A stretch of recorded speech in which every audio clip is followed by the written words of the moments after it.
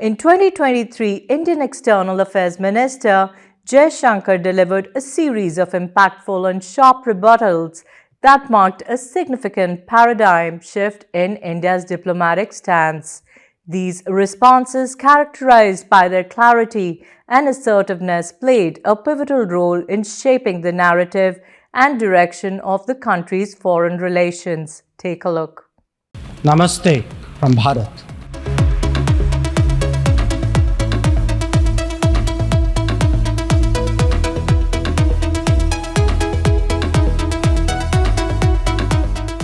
Bali was Bali and New Delhi is New Delhi. Multiple chickens are coming home to roost. I think it answers the question if you would be objective enough to understand it.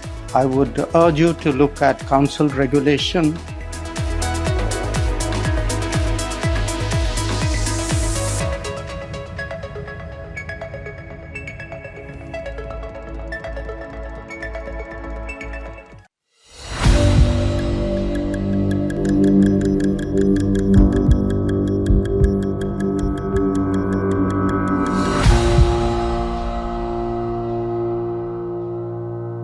So I want to ask you again, are you concerned that perceived democratic backsliding in India is going to undermine its efforts to become a rising power in the world?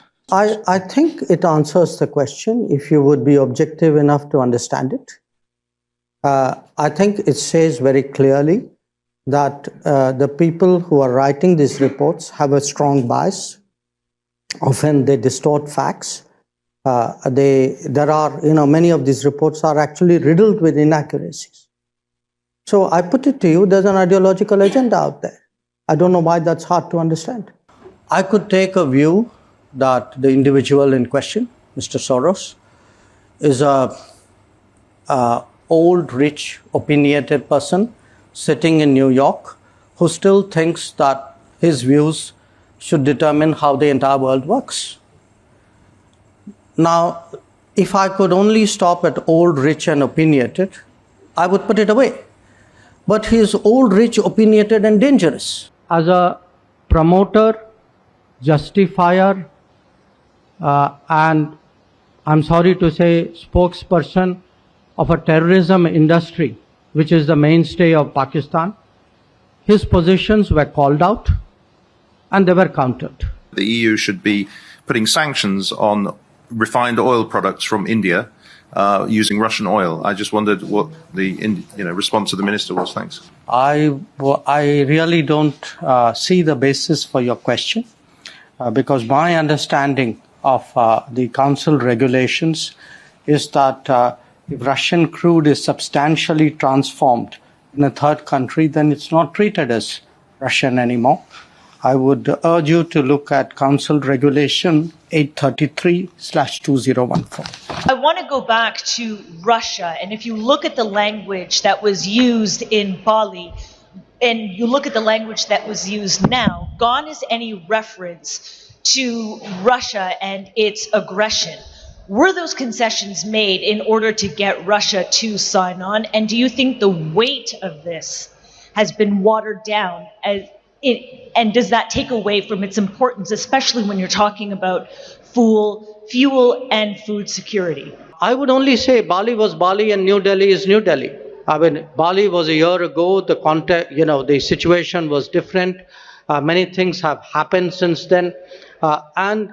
In fact, if you see in the geopolitical segment of the leaders' declaration, there are in totality 8 paragraphs, 7 of which actually focus on the Ukraine issue. Dr. Shashi Tharoor said, you must not have such a thin skin and must cool it. Would you agree? I saw that picture of that guy climbing up the flagpole and pulling down our national flag. Honestly, tell me, if you saw it, didn't your blood boil? Do you want me to have a thick skin on that? If somebody sort of, I would say, insults your country or dishonors your what you hold dear or attacks, your core positions, absolutely, I have a thin skin. Our problem is that the present downturn in our ties was not our creation. It was created by China. It was created by China violating two agreements of 1993 and 96 and moving forces to the line of actual control in violation of those agreements. In the border areas, we have resolved some issues. There are issues we have not. I continue to do this. In diplomacy, you never give up. But as I said, it finally takes two hands to clap. And China too must have that belief in a workable relationship if that is to happen.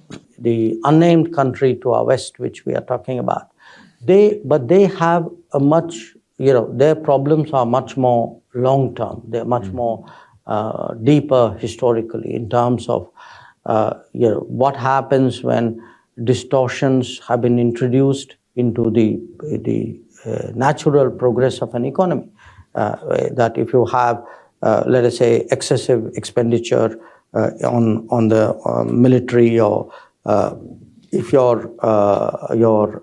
borrowing has not been prudent, or if you have infrastructure which doesn't pay its way, I think there are a lot of factors there. In multiple chickens are coming home to roost at the same time. My question is just in continuation to the Canada a topic that you addressed. What would be your response to the latest reports that have come in where it is said that intelligence was shared amongst the Five Eyes about the assassination, is what they're calling it? I'm not part of the Five Eyes. I'm certainly not part of the FBI. So I think you're asking the wrong person. We cannot continue with acts of terrorism and say the cooperation will happen nevertheless. So I think there are issues there, and it's time that we recognized the seriousness of those issues and not allow terrorism to happen by night and trade by day.